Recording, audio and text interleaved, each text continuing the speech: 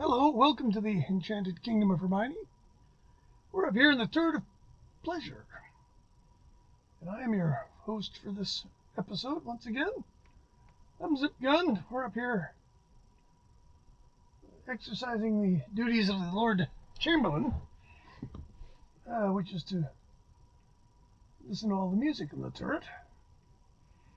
And I'm going to go on attack. I started in a previous video where I was talking about the wonderful 60s avant garde and how many of the major record companies in classical music actually put out quite considerable numbers of very interesting, very outside avant-garde records, many of which are now, of course, quite collectible, but they're great. And a neat thing that I've discovered, and this took a little bit of digging, was that many of these great recordings are being reissued.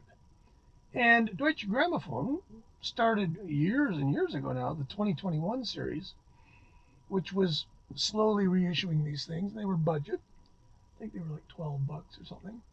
And they put a lot of them out, and I've got quite a few of them.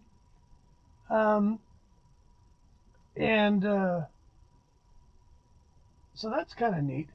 But the real stuff by the wayside was sort of not being dealt with. And a label I want to showcase today, I don't really know much about these guys. I think it's just a guy. And Edition RZ, and I do believe they're from Germany. And Mr.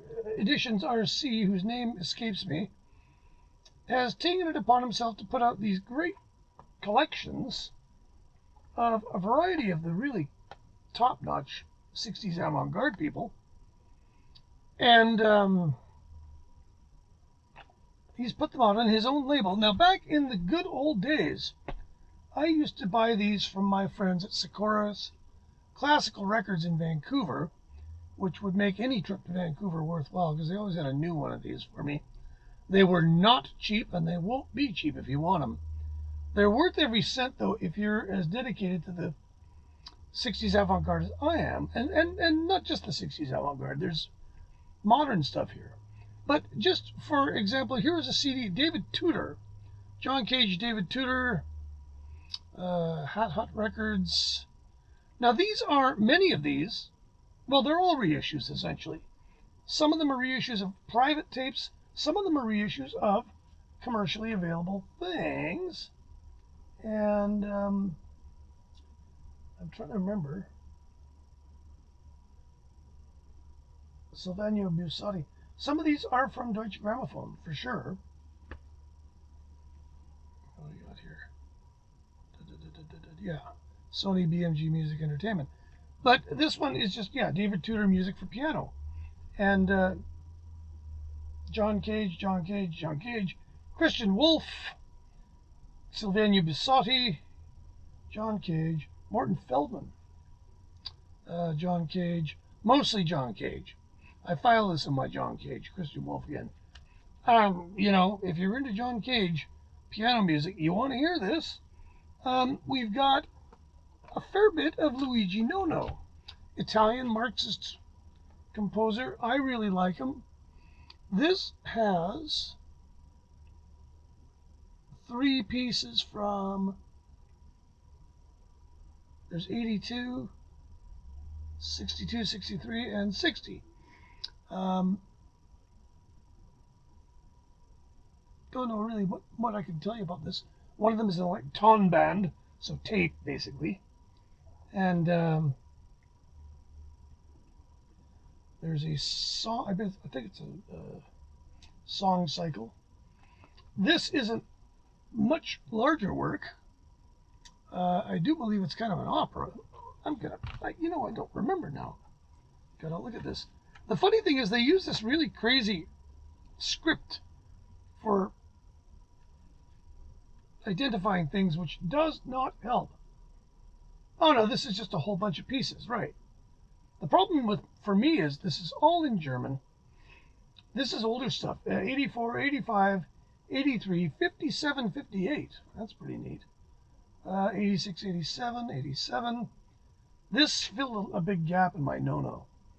And these CDs, these things are done with real care and attention to detail.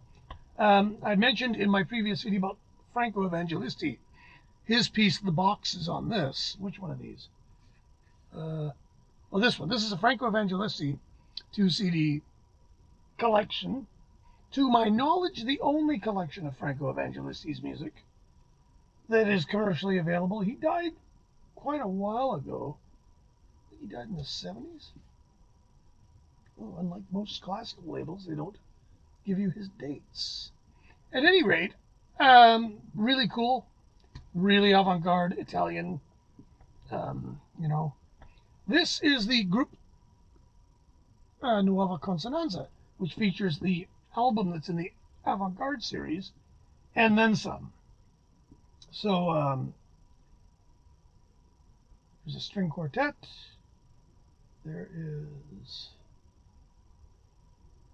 yeah, this does have the, or does it? I thought this did. Hard to say. It's all in German. Nevertheless, the Group Nuova Consonanza record I bought when I was 14, and this, it just took me back. It's really, really avant-garde, but it's free improvisation. And then there's this. Now, this I didn't really know what it was, and I bought it just kind of because. And my German is good enough to translate. Well, first of all, you have to look kind of carefully because this is 2 CDs and a DVD. The DVD is a DVD audio, and it Musik für, I don't know, Musik für mehr als einen Lautsprecher. So music for more than one loudspeaker. In other words, surround sound stuff. This is great. I've got the surround system here. All of these pieces are really cool, really well worth hearing. All electronic pieces. Or, well, not necessarily electronic piece.